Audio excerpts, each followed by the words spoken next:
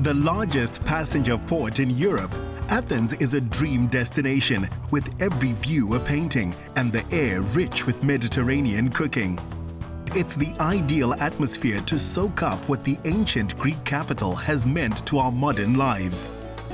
2,500 years ago, an explosion of ideas in medicine, art, architecture, engineering, and democracy took place here. Roman and then Western culture were built on these ideas. It's a heritage for the world and home to our guide, Vasilis Chamanis. What's the significance of the spot right here? It's beautiful. This is Hadrian's Arch.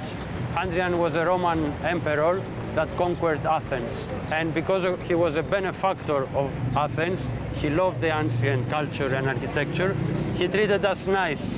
So Athenians built this triumphal gateway arch for him to pass under when he came to Athens as a king, as a conqueror, to thank him. Side by side with the arches of Roman emperors are family-run tavernas serving frappes till late when an open-air movie house shows classic movies. The city as it stands came together from small villages that melded over the years. And as we climbed and the streets narrowed, we came to one of its most unique neighborhoods. Vasilis, these alleys are so narrow. Oh yes, Maps, this is purposely made to be protected from the winds. That's why it's so narrow. The wind cannot penetrate in here, so you have some kind of protection. This is an Aphiotica area, and it's made from islanders that came from the island Anafi. That's why Anaphiotica. They came in the mid-1800s to build Athens at the time. Is this to imitate the look of an island? They were homesick. They came from an island. This was a totally different surrounding.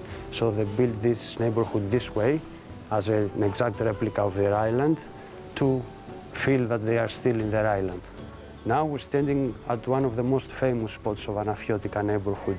It has been featured in postcards, in documentaries around the world. When you talk about Anaphiotica, this is what you see. This is the heart of Anaphiotica.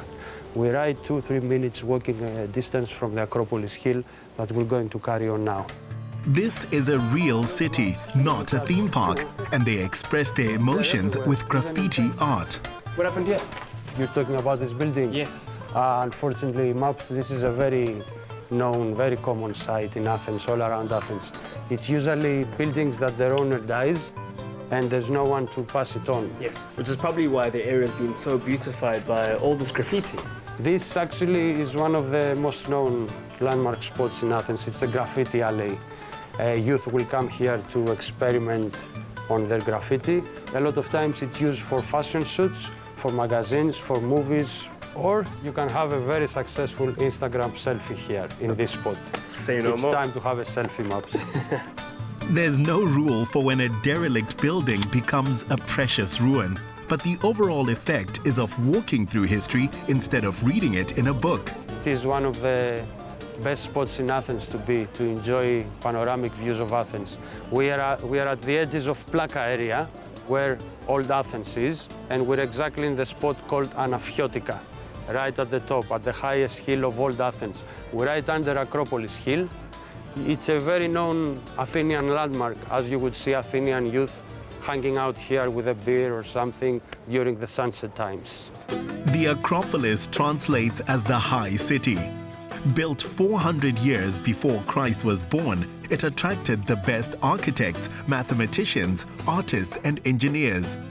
Their work has influenced the building of modern cities, from London and Paris to New York and Johannesburg, and had effects far beyond public buildings.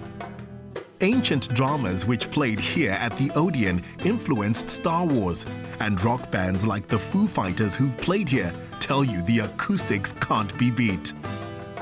Down in the Agora, or public space, is where citizens would gather, and it's here that freedom of speech became sacred.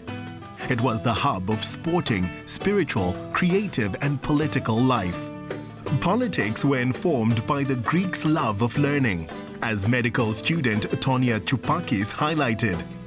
Tonia, thank you so much for taking the time to show me around. Why have you decided to meet up here at the Hadrian's Library?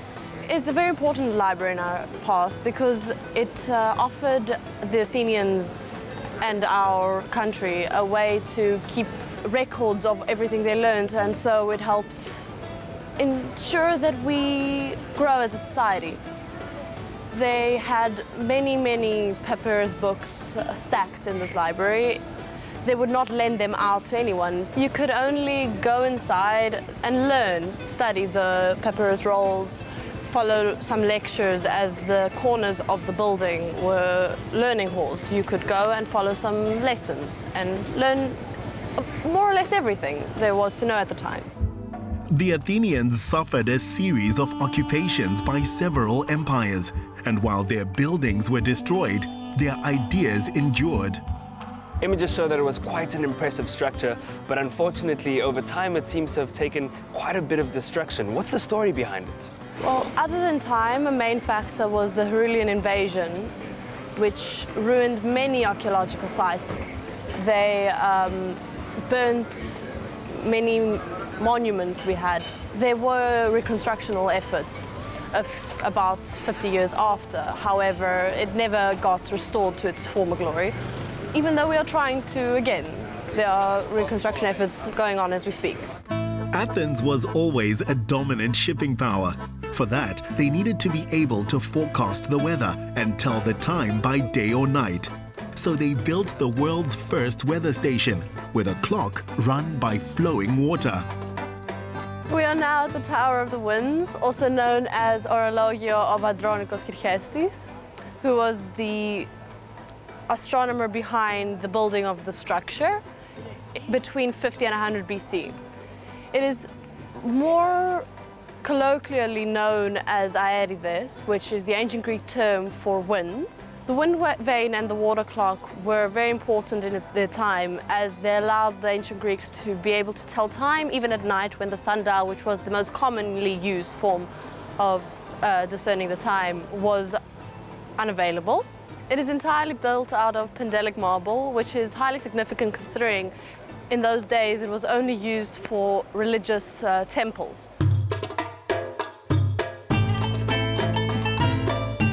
Myths are intertwined with history. Heading up Mount Lycabettus, you're told it was created by Athena, patron goddess of Athens.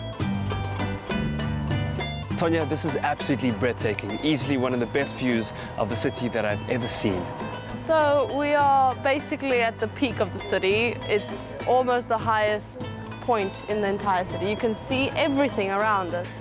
360 degrees of pure Athens. If you're happy to just enjoy the beauty, you'll never be disappointed. Scratch beneath the surface and you're always rewarded. The next time you're in Athens, there's clearly just so much for you to do and so much for the mind to wander off and enjoy, with all these beautiful different monuments and landmarks that make it such a beautiful and historical city. And if you want to really end off on a high, there's no better place to do it than the Vatikos Hill.